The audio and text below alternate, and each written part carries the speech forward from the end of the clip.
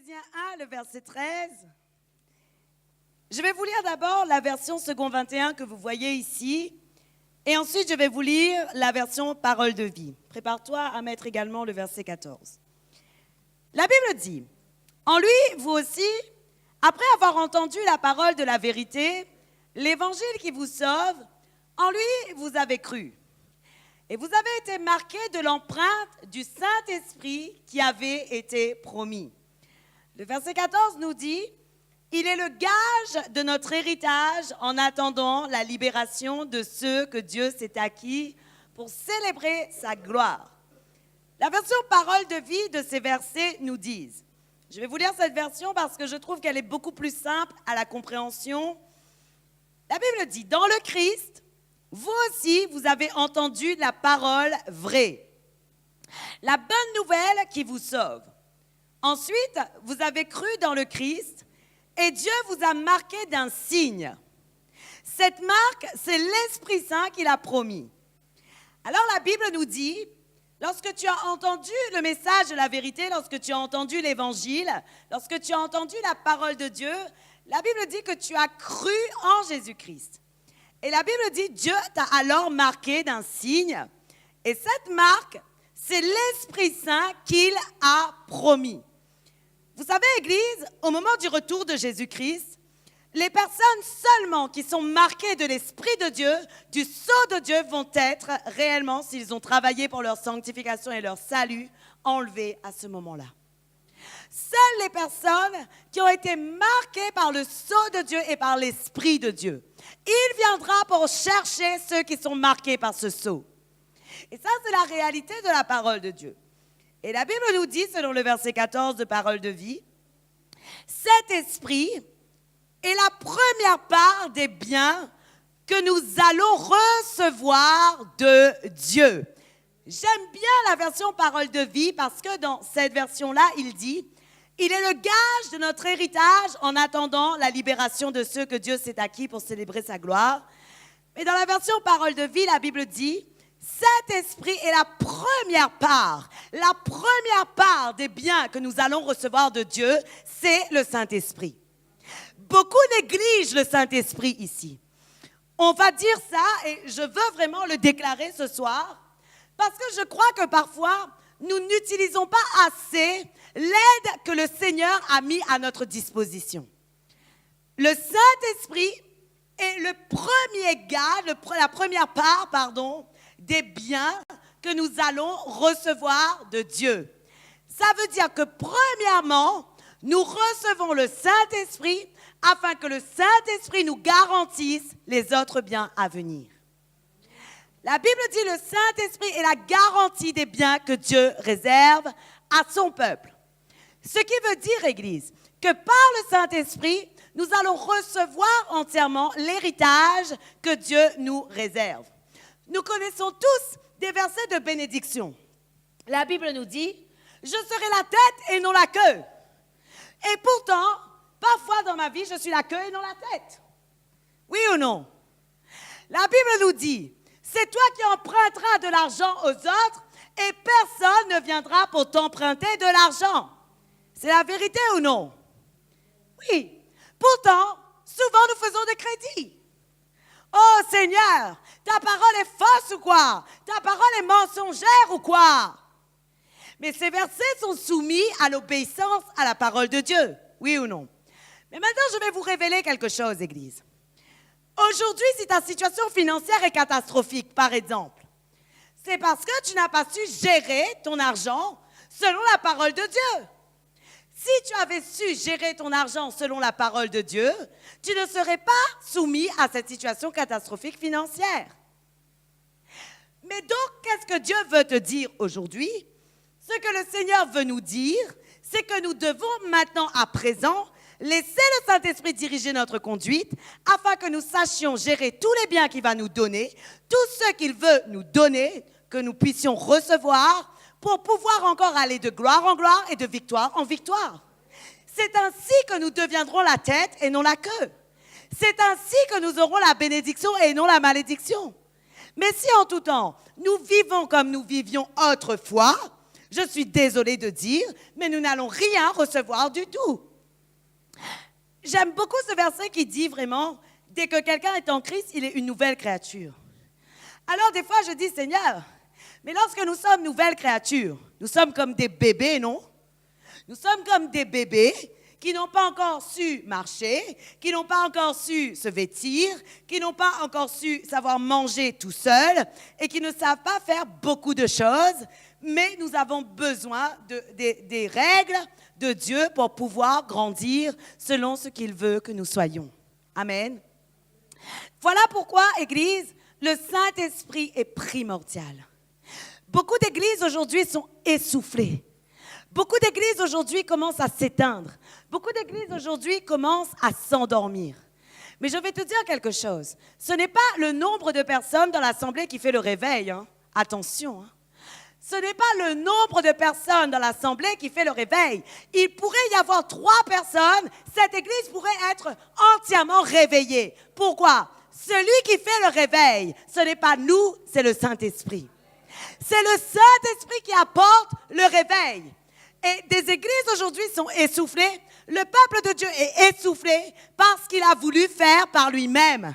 Alors que Dieu a dit, ce n'est ni par la force, ni par la puissance, mais c'est par mon esprit que tu agiras. Alors aujourd'hui, Église, il est temps vraiment de changer. Il est temps de prendre ce gage que le Seigneur nous a donné comme première part et décider de marcher avec lui. Décider de collaborer avec lui. Et c'est ainsi que vous allez voir que le Seigneur va vous amener dans sa volonté parfaite. Si on devrait arriver à Christ et être tout de suite dans sa volonté parfaite, il aurait fallu qu'on soit né tout de suite dans une famille chrétienne, que la famille chrétienne nous apprenne tout de suite l'évangile depuis le début de notre naissance, qu'on grandisse et que l'on sache entièrement ce que Dieu a voulu de nous. Oui ou non? Mais malheureusement, le constat est que nous tous ici, nous ne sommes pas nés selon la parole. Oui ou non? Nous ne sommes pas nés selon les directives que Dieu voulait nous donner. Nous sommes nés, nous avons fait notre vie, nous avons fait des choix qui n'ont pas toujours été les bons et nous récoltons aujourd'hui des conséquences. Qui peut dire, aujourd'hui, je sais que je vis dans la volonté permissive de Dieu? Qui peut dire ça? Lève ta main, sois sincère. Tu peux dire, aujourd'hui, je sais que j'ai vécu dans la volonté permissive de Dieu. Qui a déjà eu une volonté permissive dans sa vie? Tout le monde. Ne soyons pas des hypocrites, soyons sincères. Une volonté permissive, c'est une volonté qui n'était pas parfaite selon ce que le Seigneur voulait de toi, mais que tu as vécu quand même. Qui était marié et divorcé, qui a eu des enfants et dans une relation comme ça. Qui était de ceux qui ont eu des enfants hors mariage? Ce sont des volontés permissives, oui ou non? Ce sont des réalités permissives. Dieu nous a accordé de faire des choses, mais ce n'était pas sa volonté parfaite. Oui ou non? Alors, je repose la question, qui a été dans la volonté permissive de Dieu dans sa vie? Voilà. Nous avons tous été plus ou moins dans la volonté permissive de Dieu dans nos vies. C'est la vérité, c'est tout. Heureusement que Dieu est amour. Dieu est tellement amour qu'il va faire en sorte que malgré qu'il t'arrive des situations difficiles et des conséquences, malgré tout, il répond en ta faveur parce qu'il t'aime de tout son cœur. Et la volonté de Dieu pour ta vie, c'est que tu sois sauvé. Mais maintenant, Église, si tu as le moyen de savoir la volonté parfaite de Dieu pour ta vie, il faut que tu cherches à présent la volonté parfaite de Dieu pour ta vie. Et voilà pourquoi ce soir, je veux vraiment qu'on le reprenne, ces passages qui concernent le Saint-Esprit, afin qu'on apprenne à marcher beaucoup plus avec lui. Amen. La Bible nous dit, selon Jean 14, le verset 26.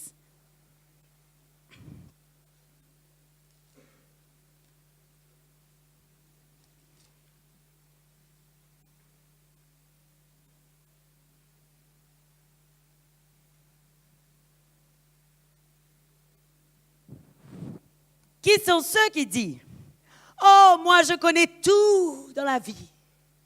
Personne n'a besoin de m'enseigner. Je sais tout.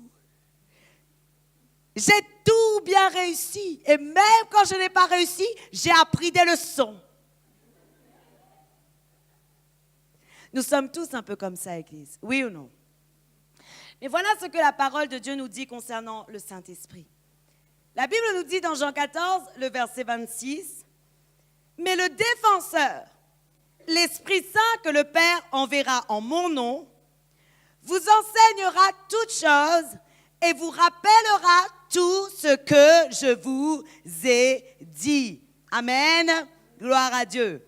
Jésus-Christ lui-même a dit, « Le Saint-Esprit que mon Père enverra en mon nom, vous enseignera toutes choses. » Ce qui veut dire, Église, que dès lors que le Saint-Esprit n'est pas manifesté en toi, il y a des choses qui appartiennent à Dieu que tu ne connais pas. Oui ou non?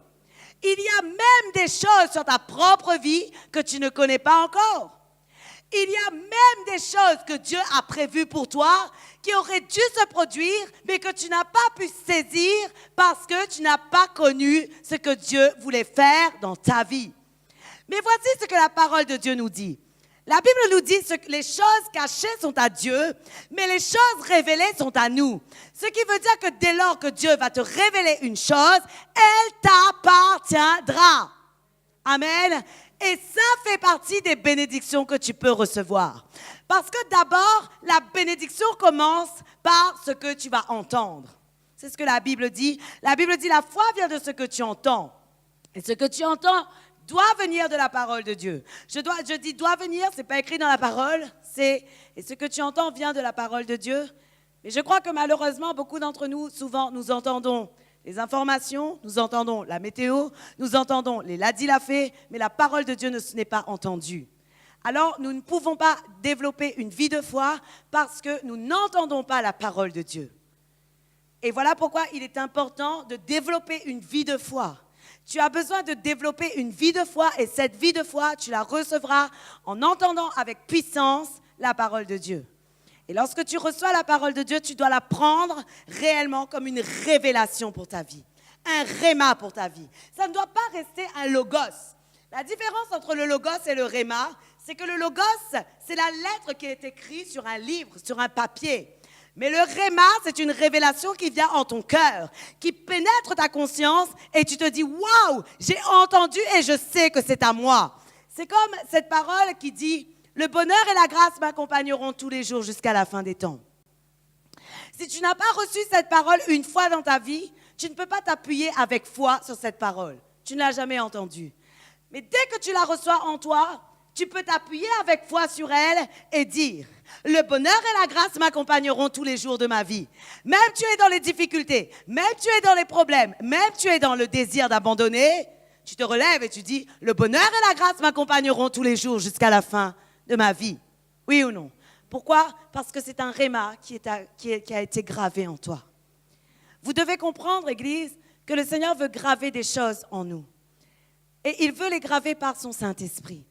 Voilà pourquoi Jésus-Christ a dit, lorsque mon Saint-Esprit viendra, il vous enseignera toutes choses. Et lorsque Jésus-Christ dit, et vous rappellera tout ce que je vous ai dit, ça veut dire que d'abord il t'enseigne et ensuite il te les rappelle. Mais si par exemple tu n'as jamais entendu la parole de Dieu, si tu ne viens pas pour recevoir la parole de Dieu et si tu ne vas pas dans la parole de Dieu, le Saint-Esprit ne pourra rien t'enseigner du tout. Il ne pourra rien t'enseigner. Pourquoi? Ce que tu dois savoir doit venir de la parole de Dieu qui est la vérité. Aujourd'hui, tu dois comprendre ces choses. Je vais vous dire quelque chose, Église. Pour ceux qui sont là depuis un moment déjà, il n'est quand même pas normal que lorsqu'il t'arrive des situations difficiles, tu baisses les bras aussi facilement. Il n'est pas normal. Ça veut dire parfois que nous sommes encore des bébés spirituels. La Bible dit que le bébé spirituel est ballotté par tout vent de doctrine. Il est ballotté. Donc quand il lui arrive un problème, il est ballotté à droite, il est ballotté à gauche, il ne sait même plus où aller, il ne sait plus, il n'en peut plus, il est en train de reprocher à Dieu, il reproche à tout le monde, il court, ou il ne sait pas. Parce que l'enfant spirituel est celui qui est ballotté. Mais il n'est pas normal qu'à un niveau de foi, nous soyons encore ballottés par tout vent de choses qui arrivent vers nous, Église. À un moment donné, il faut que nous soyons stables. Si nous sommes encore ballottés, cela signifie que le réma n'a pas été imprégné en nous. Alors, ça veut dire qu'il faut que le réma, la révélation, soit en nous afin que nous soyons fermes. Voilà pourquoi le Saint-Esprit est primordial d'abord. Si le Saint-Esprit est la première part, il doit d'abord t'enseigner. Ensuite, il doit te rappeler. Et dans quelle situation il va te rappeler? Est-ce que tu as tous les jours ta Bible devant toi, devant tes yeux comme ça? Non.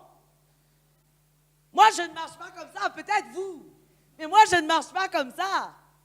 Il m'arrive des problèmes sur la route. Je marche, un rocher. Qu'est-ce que je vais faire? 2 solutions. Soit je pleure, non 3. Soit je pleure, soit j'abandonne, soit je monte sur le rocher et j'avance. Mais des fois, nous sommes des chrétiens. Oh, un rocher. Je suis fatiguée, je n'en peux plus, je veux abandonner. Je retourne en arrière. J'ai rallongé ma marche à cause de cette attitude. Parce que j'ai fait 10 pas en arrière pour refaire encore 10, graver le crochet et en continuer à avancer. Et pourquoi? Parce que des personnes sont venues pour m'aider, pour me soutenir. Sinon, s'il n'y avait personne, je serais restée faire du surplace. Et aujourd'hui, Dieu veut que tu arrêtes d'être celui qui avance, d'être celui qui recule, d'être celui qui fait du surplace. Dieu veut que tu sois celui qui avance, celui qui est capable de monter sur le rocher, de déplacer le rocher et de continuer à avancer. Et pour cela, tu as besoin du Saint-Esprit. Supposons demain matin, ça ne me dérange pas du tout que vous m'appelez à n'importe quelle situation, pas du tout. Mais imaginons que demain, personne n'est disponible quand tu as un problème. Le pasteur n'est pas disponible. Les autres ne sont pas disponibles. Aucun pasteur n'est disponible. Qu'est-ce que tu vas faire? Aller, sauter, abandonner, arrêter? Il faut prier. Mais si tu n'as rien en toi, qu'est-ce que le Saint-Esprit va te rappeler? Rien. Celui qui va te fortifier, celui qui va te revigorer, c'est le Saint-Esprit, car la Bible dit, il te rappellera tout. Dans les moments difficiles, je peux vous dire, Église, que le Saint-Esprit nous rappelle toutes choses. Lorsque vous êtes dans le doute, lorsque vous êtes dans l'adversité, lorsque vous n'en pouvez plus, le Saint-Esprit vous rappelle toutes les paroles d'espoir, de force et de courage que le Seigneur a voulu te donner. Et voilà pourquoi il est impératif que tu puisses connaître la parole de Dieu et t'appuyer sur le Saint-Esprit. C'est ainsi que tu vas toujours rester dans la volonté parfaite de Dieu pour ta vie, parce que tu auras eu l'enseignement et tu auras le rappel de Dieu dans ta vie toutes les fois où il t'arrivera des situations même difficiles. Vous avez besoin de comprendre, Église, que le Saint-Esprit est vraiment quelqu'un, une aide que le Seigneur a mis à nos côtés afin que jamais nous n'abandonnions le Christ. Mais bien souvent, malheureusement, nous ne connaissons pas assez ce que le Saint-Esprit fait. Alors la Bible nous dit, selon Jean 16 également, le verset 7 à 14,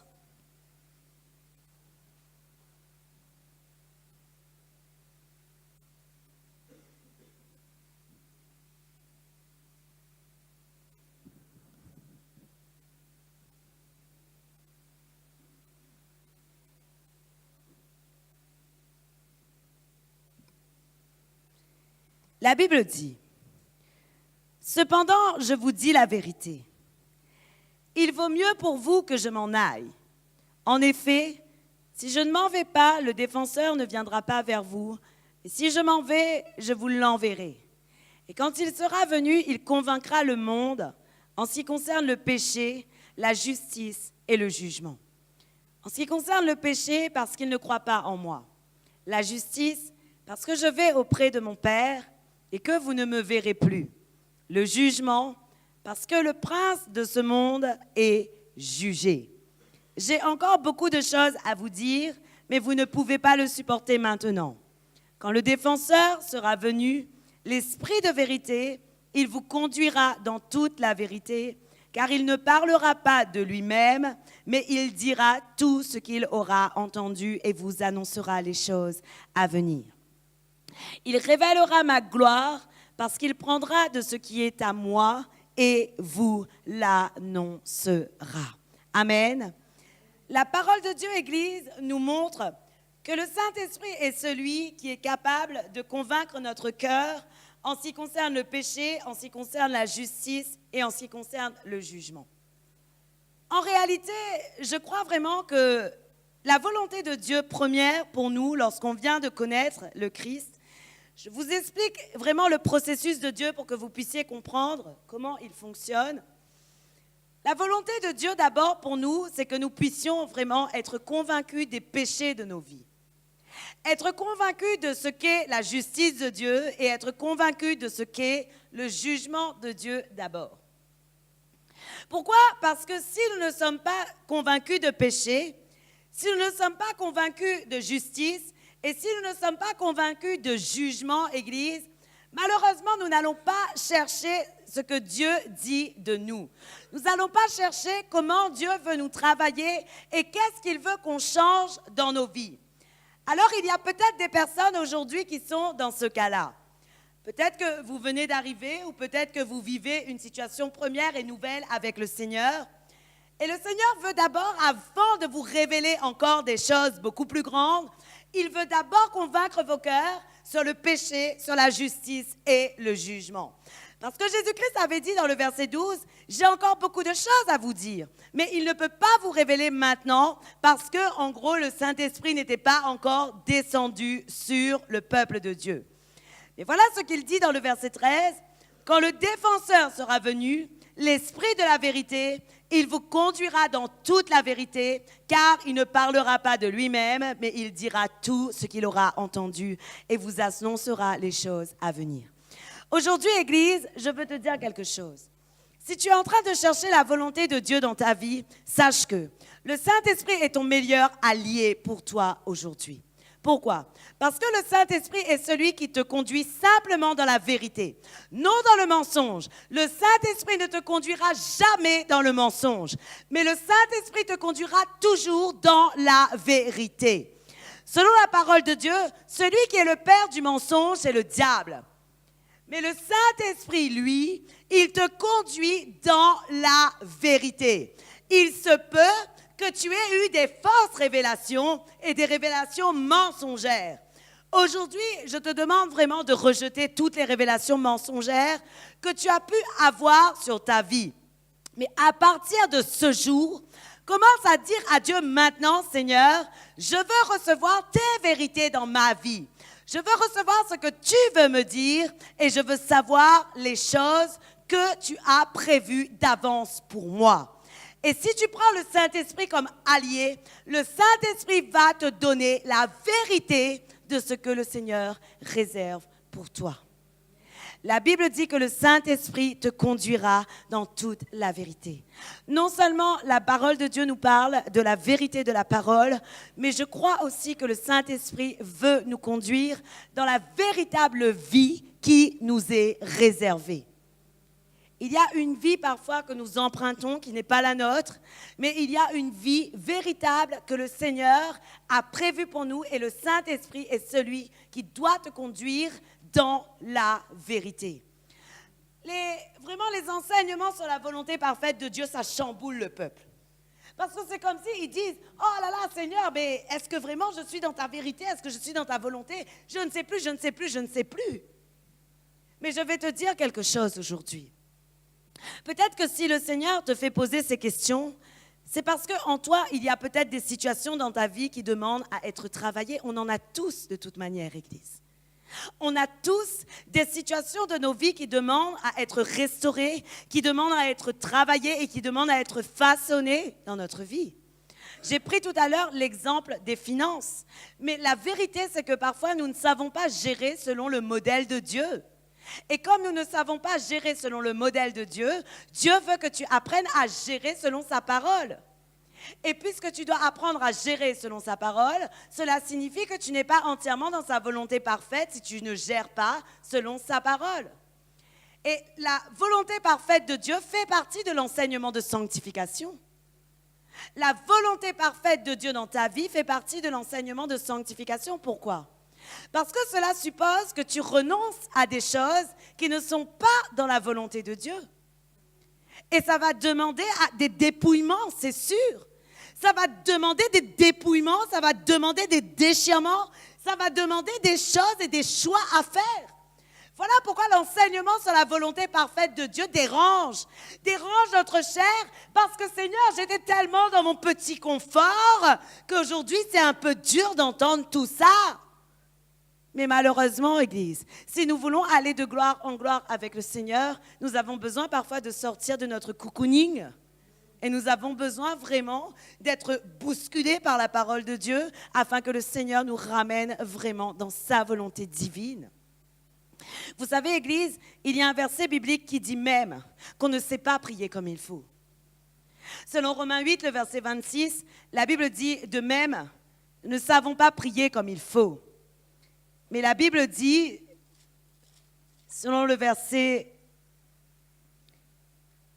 la Bible dit de même, l'Esprit aussi nous vient en aide dans notre faiblesse.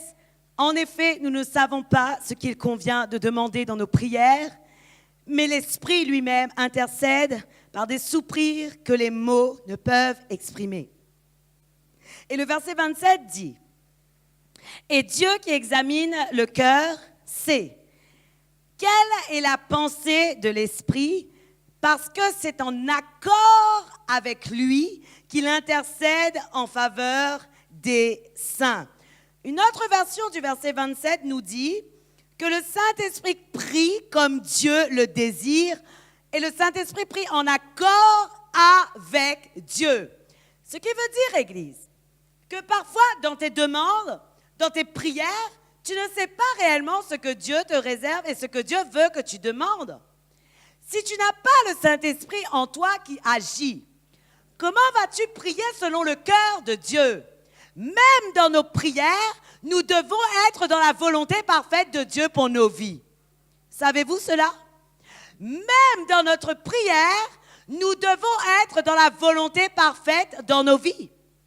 La Bible dit, nous ne savons pas prier comme il faut. Mais quelqu'un le sait, lui. Qui? Le Saint-Esprit. Et la Bible dit que le Saint-Esprit prie en accord avec Dieu. Comment être aujourd'hui dissocié du Saint-Esprit? Beaucoup de personnes, ils commencent à entrer dans le secret de la chambre, ils prient. Ou bien ils parlent. Jamais ils adressent au Saint-Esprit. Saint-Esprit, je sais que tu es là. Aide-moi à dire des prières agréables à Dieu. Combien d'entre nous disons, Saint-Esprit, que ma prière soit agréable à Dieu? Vous savez, lorsque je ne connaissais pas le Christ et la parole de Dieu, bien que je ne le connais pas entièrement, mais je sais que le Saint-Esprit me révèle beaucoup de choses sur lui quand même. Lorsque je ne le connaissais pas encore, lorsque j'étais encore un bébé spirituel, il y a des moments vraiment où je n'avais plus envie de prier. Je n'arrivais plus. Et je soupirais. À un moment donné, je priais, je disais à Dieu, Seigneur, donne-moi une parole de réconfort. J'ouvre ma Bible et je reçois, par des soupirs inexprimables, Saint-Esprit te vient en aide et prie pour toi. Lorsque j'ouvre ma Bible, le Seigneur me répond et dit, dans ce soupir que tu es en train de faire, mon Saint-Esprit est en train de prier pour toi. Et vous savez ce qui était merveilleux? C'est que automatiquement, lorsque j'ai reçu cette parole, j'ai été rassurée, le Seigneur m'a relevée et il m'a demandé d'avancer et le Saint-Esprit a réellement réglé la situation comme Dieu le désirait. Parce que Dieu est bon en tout temps. Même si tu ne connais pas entièrement ce qu'il te demande, mais tu as le devoir, tu as la responsabilité de t'approcher de lui et d'aller chercher auprès de lui. Ta part à toi, c'est de chercher auprès de Dieu, mais pour être plus efficace dans ta prière, je te le dis, accorde-toi avec le Saint-Esprit. Accorde-toi avec le Saint-Esprit. Lorsque tu seras accordé avec lui, tu prieras comme Dieu le désire, comme le Saint-Esprit est en train de faire. Il y a des gens, des fois, lorsqu'on faisait l'intercession, ils me disaient, mais pasteur, comment tu sais exactement qu'est-ce qu'il faut prier pour la personne? Tu n'as jamais vu cette personne, tu ne connais pas du tout comment il est, où est sa maison et comment ça se passe. Mais je leur ai dit, moi je ne sais pas. Mais le Saint-Esprit est celui qui connaît tout ce qui concerne ces personnes. Et vous savez combien de fois le Seigneur te met à cœur des personnes pour qui prier? Parfois, il y a des personnes que tu n'as pas vues pendant au moins 10 ans. Tout d'un coup, tu penses à lui. Oh, tu crois que c'est pour rien que tu penses à lui. Commence à prier. Parce que si tu es en train de penser à cette personne, c'est parce que Dieu cherche un intercesseur. Dieu cherche quelqu'un qui est sur la brèche. Alors il va cogner à la porte de ton cœur, il te rappelle un tel et il te dit prie pour tel. Mais des fois, nous ne comprenons pas ce que Dieu veut nous demander. Et puis on dit, oh là là, mais pourquoi j'étais en train de penser à lui? Et puis 2 jours après, tu dis, oh tel, j'étais en train de penser à lui, à toi il n'y a pas longtemps. Et pourquoi le Seigneur te donne l'opportunité de le voir? Pour que tu lui annonces un message de salut, un message d'espérance, un message de vérité. Je vais vous dire quelque chose, Église. À présent, le Seigneur veut que tu puisses recevoir des paroles de connaissance pour les autres. Et pour recevoir des paroles de connaissance pour celui que tu vas voir, pour celui que tu vas rencontrer, il va falloir impérativement que tu commences à prier comme Dieu le désire. Si tu veux recevoir la connaissance, les paroles de connaissance et de réconfort pour d'autres, il faut impérativement que tu commences à prier comme Dieu le désire. Si nous voulons être des servantes et des serviteurs puissants et des servantes et des serviteurs qui portons du fruit en tout temps pour le Seigneur, nous devons impérativement, Église, utiliser le Saint-Esprit comme aide. Amen. Aujourd'hui, vraiment, je crois vraiment que ça attriste le cœur du Saint-Esprit d'être près de toi et que jamais tu ne fais appel à lui. Pourquoi? Parce que c'est comme si le Saint-Esprit est témoin des situations qui peuvent se produire dans ta vie. La Bible nous dit, si vous ne connaissez pas ce verset biblique, la Bible dit que tous les jours, il y a un ange qui monte et qui descend pour écrire dans le livre de la vie les choses qui nous concernent et faire un rapport à Dieu tous les jours devant le trône de Dieu. Un tel est en train de mal parler de l'autre. Non, on ne dira pas que c'est ça. On va dire plutôt, un tel est en train de glorifier Dieu. Waouh! Et le ciel va acclamer le Seigneur parce qu'un tel est en train de le glorifier. Amen. Mais aujourd'hui, Église, pour revenir au sérieux de la parole, vraiment, je peux t'assurer, Église, que le Saint-Esprit est celui qui veut que tu portes beaucoup de fruits. Et je crois vraiment que nous tous, ici présents, le Seigneur a besoin de nous comme ouvriers selon sa volonté et selon son cœur. Mais il est temps vraiment que nous puissions apprendre à entendre le Saint-Esprit nous parler, à entendre le Seigneur nous parler, Église. Je vais vous dire quelque chose, pourquoi il est important vraiment de laisser le Saint-Esprit agir en nous, parce que la parole de Dieu nous montre vraiment, je vous avais donné ce verset dimanche, la Bible nous dit que l'Esprit de Dieu a des désirs contraires de ceux de la chair. Et comme je veux vous le dire, Église, certaines fois, nous manquons la volonté de Dieu pour nos vies, et j'aimerais vraiment insister sur ce passage. Nous manquons la volonté de Dieu pour nos vies parce que malheureusement, nous sommes empris de toutes sortes de sentiments, de toutes sortes d'émotions et de toutes sortes de choses qui ne glorifient pas Dieu. Si vous saviez le nombre de fois qui m'est arrivé autrefois de voir quelqu'un, de juger dans mon cœur cette personne, et le Seigneur me dit, arrête de juger celui que j'ai envoyé vers toi et commence à prier pour lui parce que voilà la volonté parfaite que j'ai pour toi. Si vous saviez autrefois le nombre de fois que j'ai manqué à la volonté parfaite de Dieu parce qu'au lieu de juger, le Seigneur voulait que je prie, je peux vous le dire, Église, qu'il y a beaucoup ici dans cette situation. Le Seigneur peut te révéler à ton cœur parfois des situations mauvaises dans la vie de l'autre. Mais j'aimerais te poser une question. Si le Seigneur te révèle une situation mauvaise dans la vie de l'autre, est-ce que c'est pour faire des ladis-la-fée et des commérages sur sa vie? Non. Pourquoi? Parce que le commérage ne l'amène à rien. Oui ou non? Il y a des gens parfois, ils disent, oh, le Seigneur m'a révélé vraiment, c'est un démon cette personne. Il y a des gens, ils reçoivent des prophéties, tout le monde, c'est des démons pour eux. C'est des démons, c'est des démons, c'est des démons. Mais je vais te dire quelque chose. Si Dieu te révèle qu'il y a un démon dans la vie de cette personne, prie, brise, chasse, car tu as autorité, et va soutenir cette personne ensuite. Parce que cette personne est un enfant de Dieu avant tout. Cette personne est une personne perdue avant tout. Et que le Seigneur veut ramener à lui. Mais si en tout temps nous sommes là à critiquer, oh le Seigneur m'a révélé qu'il est mauvais, ça amène à quoi dans l'œuvre de Dieu? Aujourd'hui, j'aimerais que tu puisses comprendre. Dieu veut que nous puissions être réveillés et ne plus faire face à nos émotions et à nos sentiments dans son œuvre. Un serviteur de Dieu est celui qui est neutre. Un serviteur de Dieu est celui qui est impartial. Un serviteur de Dieu est celui qui fait exactement ce que le Seigneur veut qu'il fasse, que la personne soit belle, que la personne soit moins belle, que la personne soit mince, que la personne soit grosse, que la personne soit riche, que la personne soit pauvre, qu'importe la situation de la personne, qu'importe un handicap ou autre chose qu'il puisse vivre dans sa vie, Dieu veut que tu sois dans sa volonté parfaite. Et aujourd'hui, Église, tu ne dois plus agir selon le sentiment, selon le ressentiment, mais tu dois agir selon l'Esprit de Dieu. Et heureusement, Église, la Bible nous dit dans Galates 5, le verset 17 et 18, la Bible dit, la nature humaine a des désirs contraires à ceux de l'Esprit. Et l'Esprit a des désirs contraires à ceux de la nature humaine. Ils sont opposés entre eux de sorte que vous ne pouvez pas faire ce que vous voudriez. Waouh! Heureusement que nous avons le Saint-Esprit. Sinon, nous aurions été des gens qui étaient libres de faire tout ce qu'on avait envie. On faisait.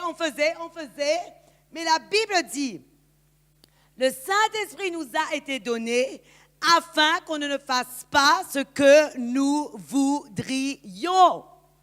Et je crois vraiment, Église, qu'il est temps que nous fassions ce que le Saint-Esprit veut que l'on fasse. Amen. Alors, Église,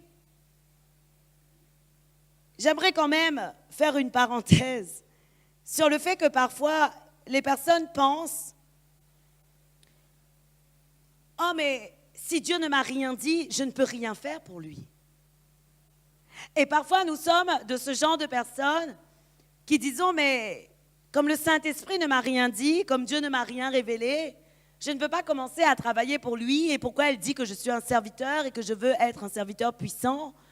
Je n'ai rien eu comme révélation. Mais je vais te dire quelque chose, Église.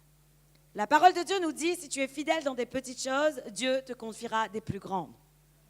Et parfois, nous attendons des révélations pour faire toutes sortes de choses. Nous attendons des grandes paroles pour faire toutes sortes de choses, alors que la parole de Dieu nous montre que parfois, des serviteurs ont commencé à travailler pour Dieu avant même de recevoir la direction de Dieu dans leur vie.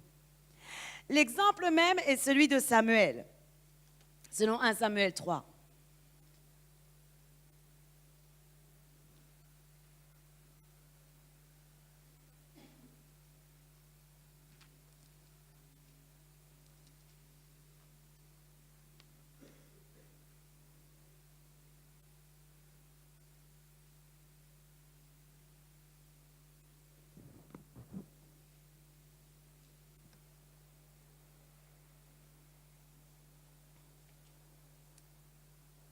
La Bible nous dit, 1 Samuel 3, le verset 1er.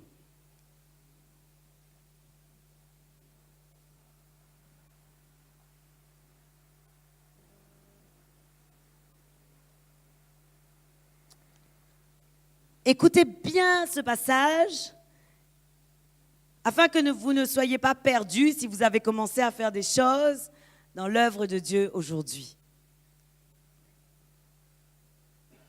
Le jeune Samuel était au service de l'Éternel devant Élie.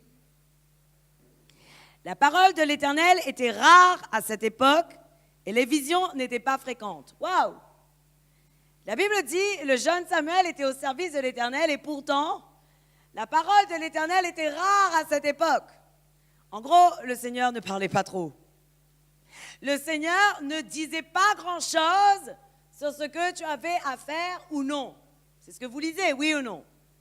Et la Bible dit, les visions n'étaient pas fréquentes. Oh là là là là là là là là là. Est-ce que c'était dur pour eux ou pas? Bien sûr que oui, c'est dur. Mais vous savez, Église, aujourd'hui, nous avons un atout supplémentaire. Encore une fois, cet atout, c'est le Saint-Esprit. Vous savez pourquoi? Parce que la Bible dit, dans les derniers temps, je répandrai de mon esprit sur toute chair. Les jeunes gens et les vieillards, les jeunes gens auront des visions et les vieillards auront des rêves. Et ils prophétiseront. Ce qui veut dire, Église, que nous sommes capables d'être des prophètes dans notre vie. C'est-à-dire que nous sommes capables de voir l'avenir. Nous sommes capables de prédire ce qui va se faire par des révélations du Saint-Esprit. N'allez pas commencer à devenir des marabouts avec des boules de cristal. Pas du tout. Mais ce que je veux vous dire aujourd'hui, c'est que par le Saint-Esprit, nous avons la capacité de discerner ce que le Seigneur veut que nous fassions dans notre vie. Et c'est un atout non négligeable, Église. Parce qu'au temps de Samuel, Samuel servait Dieu pourtant. Mais la Bible nous dit, pourtant, dans ces temps-ci, la parole de l'Éternel était rare et il y avait des visions peu fréquentes. Mais voilà ce qui s'est produit. Un jour, Élie, dont la vue commençait à faiblir et qui ne pouvait plus bien voir, était couché à sa place habituelle.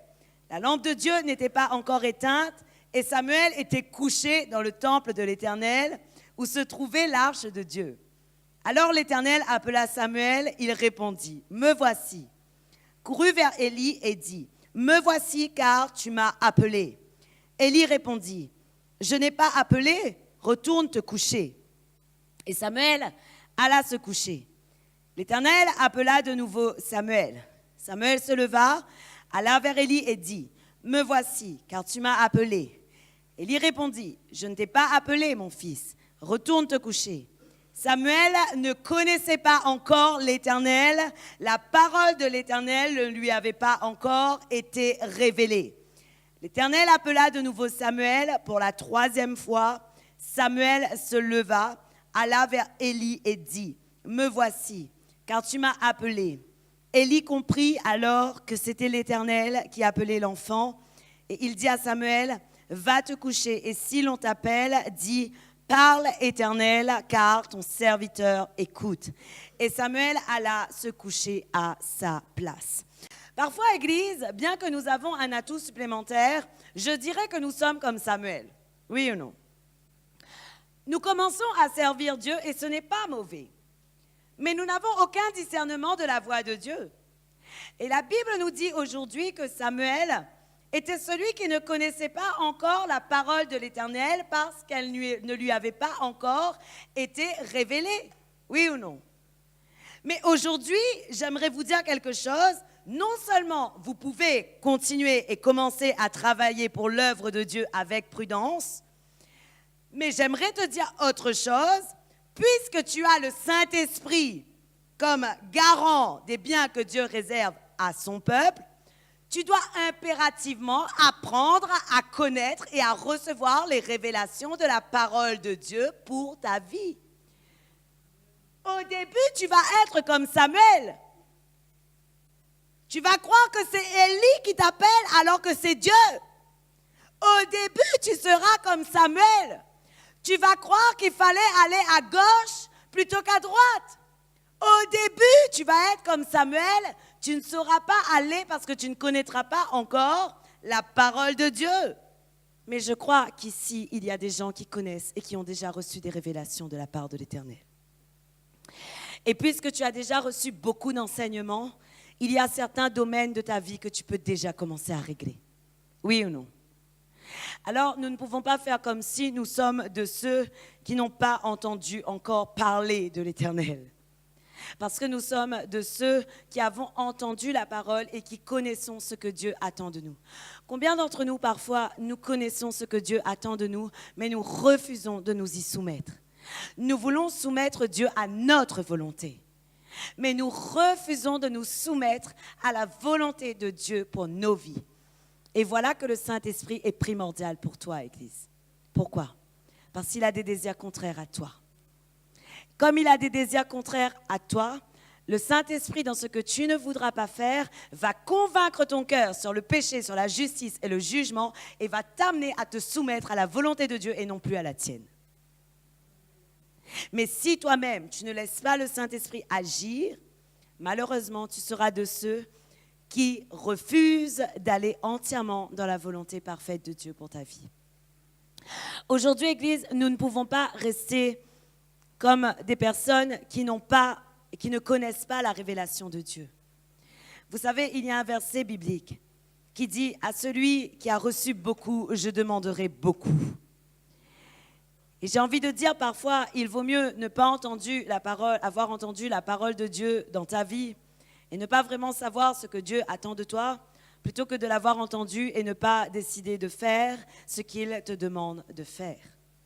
Parce que je peux te dire quelque chose, lorsque tu seras devant le Seigneur, tu auras des comptes à rendre pour ce que tu as entendu de la parole de Dieu et que tu as refusé de mettre en pratique. Et malheureusement, Église, nous sommes de ceux qui parfois, nous refusons vraiment beaucoup de nous soumettre à la volonté de Dieu. Mais le serviteur de Dieu doit être celui qui doit impérativement se soumettre et apprendre à discerner la voix de son maître. Vous savez, il y a une personne qui m'impressionne toujours dans la parole, en fait beaucoup, mais pour ce soir, c'est Marie de Magdala. Vous savez que lorsque Marie de la Magdala, Jésus est revenu et été ressuscité, Jésus est apparu à elle. Et vous savez ce qui s'est passé? À un moment donné, Jésus parlait avec elle et elle disait « Où tu as mis mon maître? Rends-moi le corps de mon maître. » Pourquoi? Parce qu'au début, Marie de Magdala ne connaissait pas qui était Jésus, oui ou non?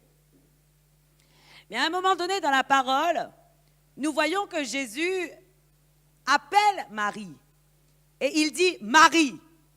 Et de la manière dont il a appelé Marie, Marie a dit « Rabouni ». Et tout de suite, elle s'est inclinée parce qu'elle a su que c'était son maître. Pourquoi cette personne m'impressionne dans la parole? Parce que cela sous-entend que sa relation avec Jésus-Christ était vraiment intime. Elle connaissait son maître tellement que la manière dont Jésus l'appelait Marie, elle savait que c'était lui. Parfois, quand on connaît bien des personnes, on n'a pas besoin de voir leur visage. Lorsque tu es dos tourné, tu entends quelqu'un crier « Aurélie !» Et tu dis « Ah, ça c'est Audrey !» Je te retourne. Je dis par exemple, c'est un exemple. Mais la vérité est celle-là. Lorsque tu connais bien quelqu'un, tu connais même le son de sa voix. Dieu veut que tu arrives à ce niveau spirituel de connaissance du niveau de sa voix, du son de sa voix. Jésus veut que tu saches, lorsqu'il t'appelle, Daisy, tu sais et tu peux dire, Seigneur, parle, car je sais que c'est toi. Et au moment où il t'appellera, tu pourras dire, je veux aller. Et le Seigneur va te dire, va dans cette direction. Et tu pourras dire, Seigneur, oui, j'y vais, car c'est toi qui m'as conduit. Vous savez, Église, nous avons vraiment besoin de discerner la volonté de Dieu dans nos vies. Il y a des choses qu'on ne peut pas comprendre physiquement et sans le Saint-Esprit. Et la Bible nous dit que notre capacité intellectuelle ne peut pas comprendre des vérités que Dieu veut nous révéler. Car Dieu a une sagesse qui est différente de la nôtre, oui ou non? Mais je peux te dire, Église, qu'en tant que serviteur de Dieu, il y aura bien des moments où Dieu te fera passer par des situations que tu ne comprendras pas. Et si tu ne connais pas la volonté parfaite de Dieu dans ta vie, tu vas refuser de passer par cette situation parce que tu vas croire que c'est des attaques de démons. Alors que parfois, Dieu te soumet à des situations peut-être délicates, peut-être difficiles, mais en tout point, c'est pour manifester sa gloire. Mais voici ce que la parole de Dieu nous dit concernant notre capacité intellectuelle limitée. La Bible nous dit dans 1 Corinthiens 2, écoute ce que la parole de Dieu nous dit par rapport à nos limites à nous.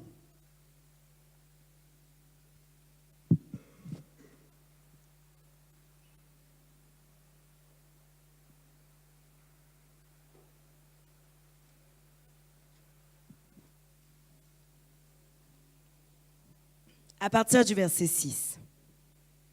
Je vais vous lire rapidement ce passage. Je veux vraiment vous inciter à connaître le Saint-Esprit davantage et à vraiment prendre le Saint-Esprit comme appui ce soir. Il est la garantie des biens que Dieu vous réserve, Église. La Bible dit dans 1 Corinthiens 2 à partir du verset 6. C'est pourtant bien une sagesse que nous enseignons parmi les hommes mûrs, mais une sagesse qui n'est pas de ce temps, ni des chefs de ce temps qui sont voués à la destruction. Non, nous annonçons la sagesse de Dieu, mystérieuse et cachée, celle que Dieu, avant tous les temps, avait préparée d'avance pour notre gloire. Cette sagesse, aucun des chefs de ce temps ne l'a connue. Car s'il l'avait connue, il n'aurait pas crucifié le Seigneur de la gloire. Mais comme il est écrit, ce que l'œil n'a pas vu, ce que l'oreille n'a pas entendu, ce qui n'est pas monté au cœur de l'homme, Dieu l'a préparé pour ceux qui l'aiment. Or, c'est à nous que Dieu l'a révélé par son esprit, car l'esprit examine tout, même les profondeurs de Dieu. En effet, qui parmi les hommes connaît les pensées de l'homme, si ce n'est l'esprit de Dieu qui est en lui? Ce n'est que l'esprit de l'homme qui est en lui. De même, personne ne peut connaître les pensées de Dieu si ce n'est l'esprit de Dieu. Or, nous n'avons pas reçu l'esprit du monde, mais l'esprit qui vient de Dieu afin de connaître les bienfaits que Dieu nous a donnés par sa grâce.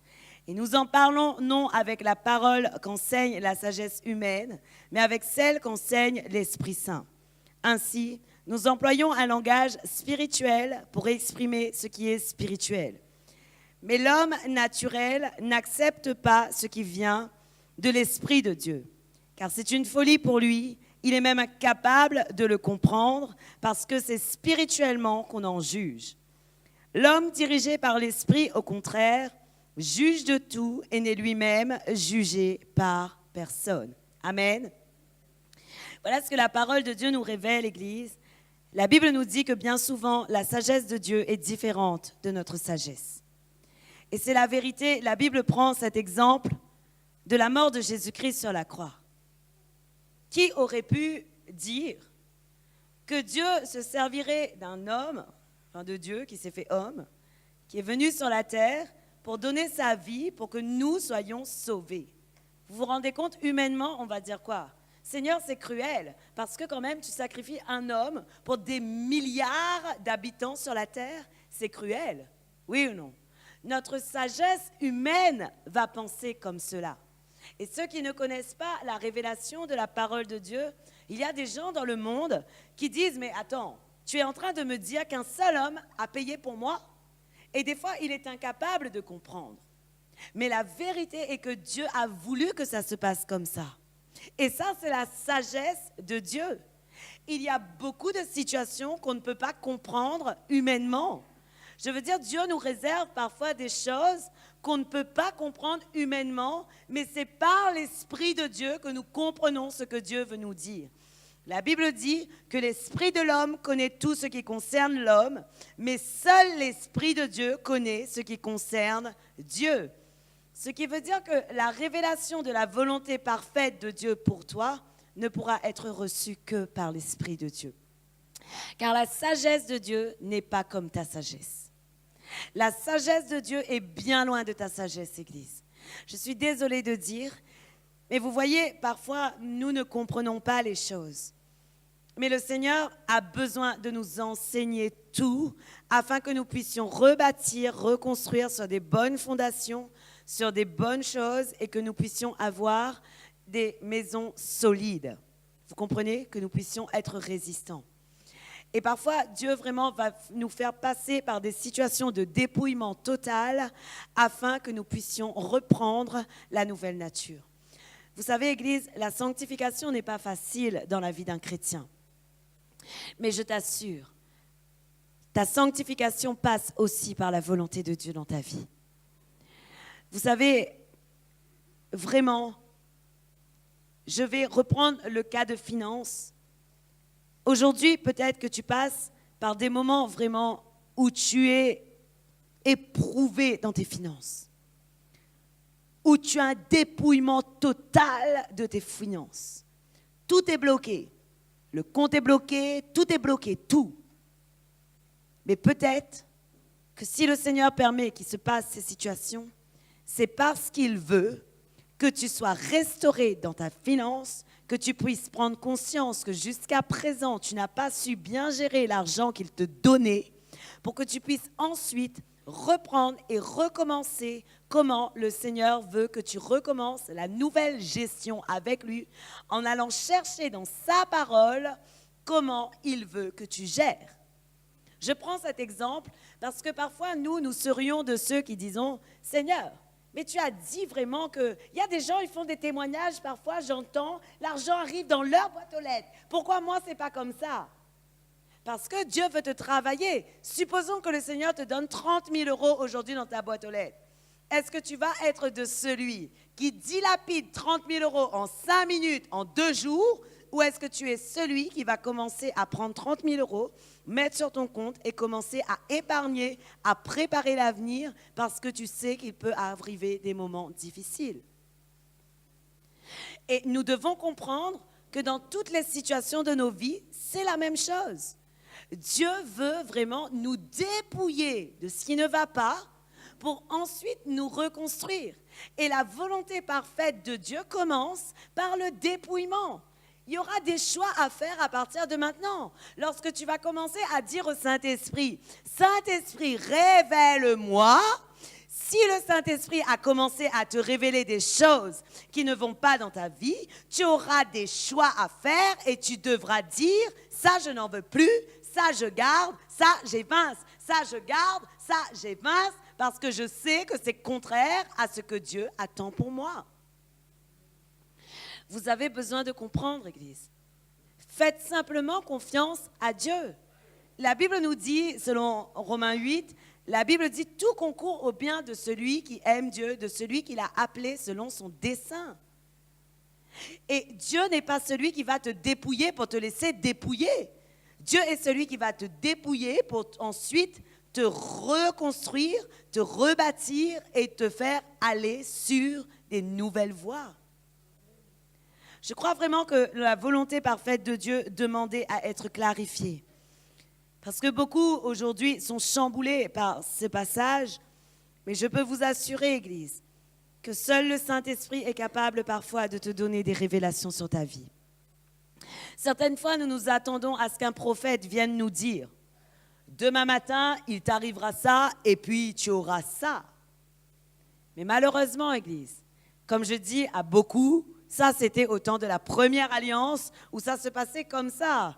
On allait voir le prophète Nathan, on allait voir le prophète Samuel, on allait voir toutes sortes de prophètes pour dire « Est-ce que le Seigneur veut vraiment que je fasse ces choses ?» Mais dans cette nouvelle alliance, le Seigneur veut que tu puisses réellement toi-même l'invoquer et qu'il te donne des révélations. Je vais vous dire quelque chose. Le serviteur de Dieu doit être fondé sur la révélation que le Saint-Esprit va lui donner et avoir l'assurance que cela vient du Saint-Esprit. Pourquoi? Certaines révélations que tu recevras, et je vais finir là-dessus, seront difficiles pour toi d'accepter. Mais si tu ne sais pas que cela vient de l'Éternel, tu risques d'abandonner. Il est vrai que la parole de Dieu dit « Le salut est dans le nombre de conseillers ». Mais je vais vous dire quelque chose, il y a parfois des révélations que Dieu te donne sur ta vie et des volontés que Dieu a pour ta vie, que si tu vas demander à des personnes conseil, le grand nombre de conseillers va t'amener à faire demi-tour dans la volonté de Dieu pour ta vie. Je vous donne un exemple. L'exemple de Paul est bien. Pourquoi? Parce que Paul est celui, dans Acte 20, je vais juste rapidement vous donner ce passage parce que c'est important de parler de cette chose. Acte 20, le verset 22 et 23. Vous êtes fatigués de m'entendre? Je suis désolée, la parole est trop riche. Il y a trop de choses à dire dedans. Non, mais c'est important et vous avez besoin d'entendre ces choses, Église. La Bible dit, Acte 20, le verset 22 et 23. Et maintenant, voici que, lié par l'Esprit, je vais à Jérusalem sans savoir ce qui m'y arrivera. Je sais seulement que, de ville en ville, l'Esprit Saint m'avertit que des liens et des souffrances m'attendent. Waouh! Paul dit, je ne sais pas vraiment ce qui m'arrivera, je sais qu'il faut aller à Jérusalem, parce qu'il est lié. Quand la Bible dit il est lié par l'Esprit, c'est comme si la parole de Dieu dit il est imposé par l'Esprit, il est conduit par l'Esprit à aller à Jérusalem. Et voici ce que le verset 23 dit. Seulement, je ne sais pas vraiment ce qui va se produire, mais l'Esprit Saint m'avertit que des liens et des souffrances m'attendent. D'accord? Maintenant, allez directement dans Acte 21 à partir du verset 11.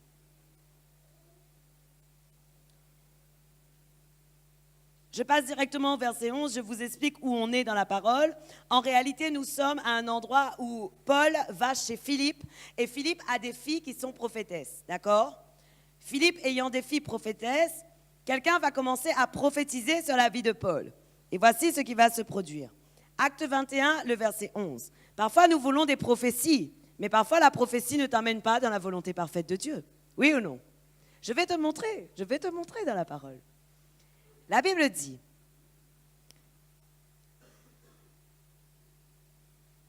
on va prendre le verset 10 parce que la phrase commence par « et c'est un peu bizarre.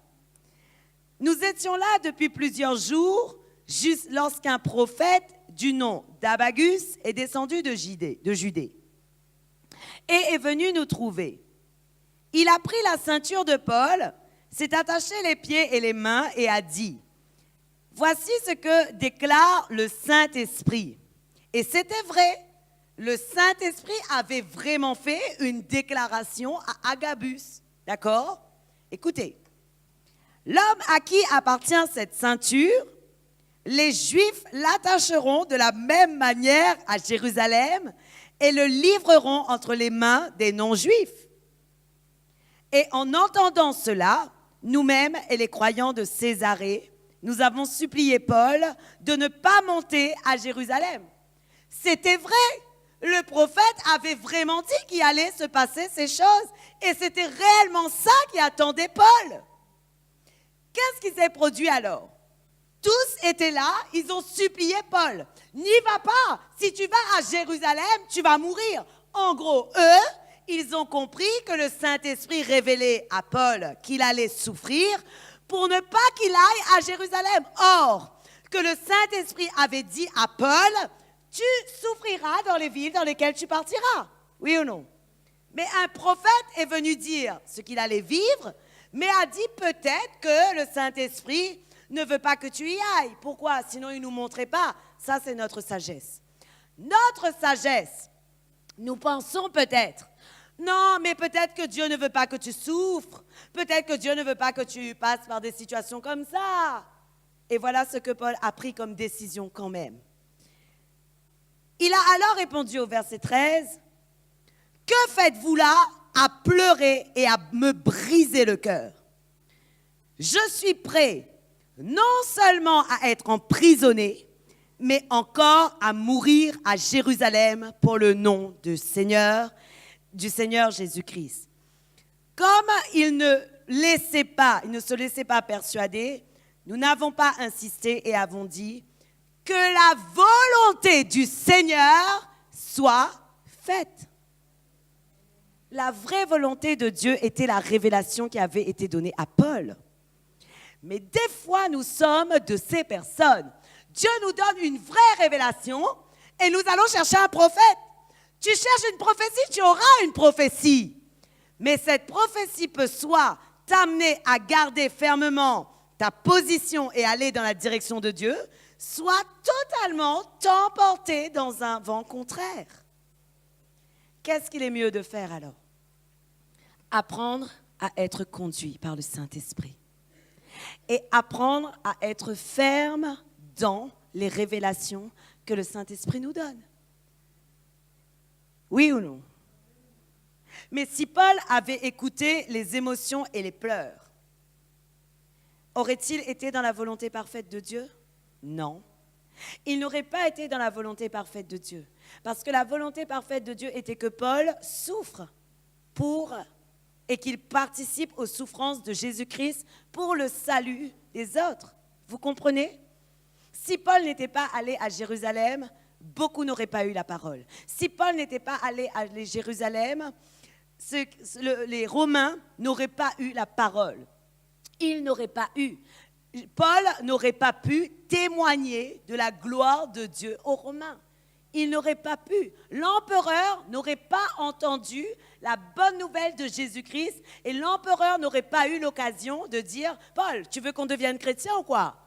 Et Paul lui a répondu « Sans les chaînes, je veux que tu deviennes comme moi. » En gros, oui, je veux que tu deviennes un jour chrétien et que tu acceptes Jésus-Christ comme Seigneur et Sauveur personnel. Dans votre vie, Église, vous allez vivre des cas, parfois, où vous aurez besoin de confirmation. Mais parfois, je peux t'assurer, la confirmation ne vient pas de l'extérieur. La confirmation va venir vraiment de ce que le Saint-Esprit va mettre comme conviction personnelle dans ton cœur. Si tu n'apprends pas aujourd'hui à laisser le Saint-Esprit diriger ta conduite, il te sera difficile de connaître la volonté entière de Dieu pour ta vie. Ce qui est important, Église, c'est de comprendre que le Saint-Esprit nous enseignera tout. Le Saint-Esprit nous conduira dans toute la vérité. Le Saint-Esprit nous dira le cœur de Dieu et le Saint-Esprit agira en accord avec Dieu. Ça ne veut pas dire que Agabus n'avait pas la révélation du Saint-Esprit. C'était vrai ce qu'Agabus a dit. Mais ensuite, leur interprétation n'était pas la bonne. Vous comprenez ? Ce que le Saint-Esprit a dit, c'était bon, mais l'interprétation n'est pas la bonne. Parfois, lorsque tu vas voir un prophète, ce qu'il te dit peut confirmer quelque chose et redire exactement dans la vision de Dieu. Mais est-ce qu'ils auront la sagesse de Dieu et la bonne interprétation, ou est-ce qu'ils n'auront pas la sagesse de Dieu et seront emportés par les sentiments et les émotions?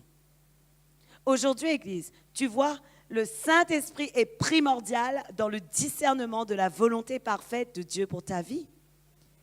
Le seul qui est capable de te donner la connaissance de Dieu, c'est le Saint-Esprit. Le dernier exemple que je veux vous donner, c'est Abraham. La sagesse de Dieu était telle que Dieu a demandé à Abraham d'amener Isaac sur un bûcher. Oui ou non? Si Abraham avait demandé conseil à Sarah et à ses autres serviteurs, pensez-vous qu'il l'aurait laissé amener Isaac sur le bûcher? Non.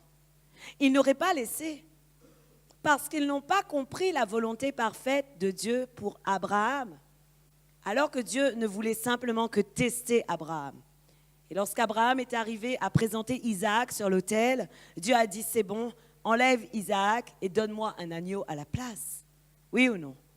Mais si Abraham n'avait pas obéi à Dieu à ce moment-là, il n'aurait pas été dans la volonté parfaite de Dieu pour sa vie.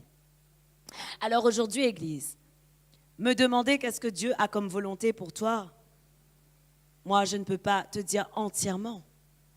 Mais ce que je peux te dire, c'est apprends à faire confiance au Saint-Esprit et à marcher prudemment avec lui. Marche prudemment avec le Saint-Esprit. Commence à te confier au Saint-Esprit. Commence à discerner la volonté de Dieu pour ta vie au travers de la parole, au travers de ce que le Saint-Esprit met dans ton cœur. Et si tu vois que c'est conforme à la volonté de Dieu, à la parole de Dieu, si ça ne t'amène pas à pécher, si ça ne t'amène pas à renier ta foi, si ça ne t'amène pas loin de Dieu, si ça t'amène vraiment à glorifier en tout temps Dieu dans ta vie et que tu restes selon la direction que Dieu t'a donnée, alors fais simplement confiance au Seigneur et reste sur la voie dans laquelle il t'a conduit. Mais vraiment, je veux te dire vraiment, que le Saint-Esprit soit ton guide. Vous savez, moi j'aime beaucoup cette invention qui est le GPS. Il y a une application, vraiment je vous la conseille, je ne vais pas faire de pub, mais si vous connaissez Waze, franchement, mettez-la, vous allez voir, cette application est vraiment bien. Ceux qui vont servir Dieu, mettez Waze. Vous allez voir, un jour, je cherchais une maison. Je devais rendre visite à quelqu'un et j'ai dit à cette personne, donne-moi ton adresse, je vais trouver. Je cherchais sur le pauvre GPS du téléphone, ça ne marchait pas. Je dis, oh là là, non, non, non, on va télécharger Waz. J'ai téléchargé Waz et j'ai tapé. Tout de suite, j'ai été chez la personne. J'ai dit, Seigneur, gloire à toi, une invention du monde qui glorifie ton nom. Et on a utilisé en réalité l'invention du monde pour glorifier le nom de Dieu et pour utiliser les choses pour la gloire de Dieu. Pourquoi je vous dis ça, Église? Parce que c'est un GPS. Et moi, pour moi, GPS, je l'utilise aussi pour le Seigneur parce que ça s'appelle, pour moi, guidé par le Seigneur. Je peux être guidé par le Seigneur. Mon GPS, c'est le Saint-Esprit. Mon GPS, c'est le Saint-Esprit. C'est lui qui me conduit à bon port. Et vous devez comprendre, Église, que le Saint-Esprit est celui qui veut réellement te conduire dans toute la vérité qui concerne ta vie. Ne laissez plus le Saint-Esprit de côté. Vraiment, apprenez à commencer à discuter avec le Saint-Esprit. Conversez avec le Saint-Esprit. Parlez avec l'Esprit de Dieu. Commencez à lui demander de vous conduire là où vous allez. Commencez à lui demander de diriger vos temps, vos journées. Commencez à lui demander de diriger vraiment tout ce que vous avez à faire dans votre travail. Parce que vous savez, dans les petites choses, vous allez commencer à nouer une relation avec l'Esprit de Dieu. Et lorsque vous allez commencer à nouer cette relation avec l'Esprit de Dieu, il y aura des grandes choses que le Saint-Esprit va vous révéler. Le Saint-Esprit veut tout vous révéler en ce qui concerne le Seigneur et le Sauveur Jésus-Christ. Mais non seulement ça, mais aussi votre vie cachée en Jésus-Christ. Car la Bible dit que notre vie est cachée en Jésus-Christ. Ce qui veut dire, logiquement parlant, rien de mal ne pourrait plus nous atteindre. Mais comme parfois nous sommes en dehors de la couverture de Dieu, nous sommes atteints facilement. Dieu veut aujourd'hui que tu sois totalement dans sa direction et totalement dans sa couverture. Être sous la couverture de Dieu veut dire que sa main pose sur toi.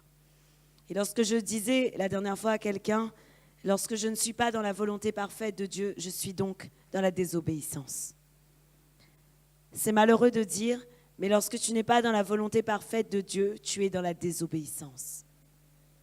Et il faut impérativement que tu puisses trouver la volonté parfaite de Dieu pour ta vie, afin d'obéir en tout temps à ce que Dieu demande de toi.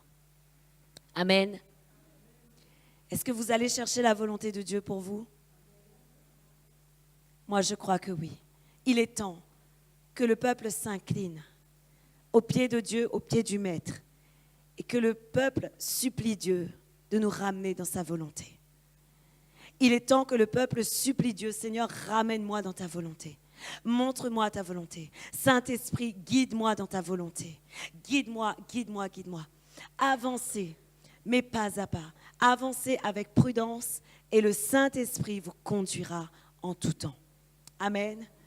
Nous glorifions le Seigneur pour sa parole.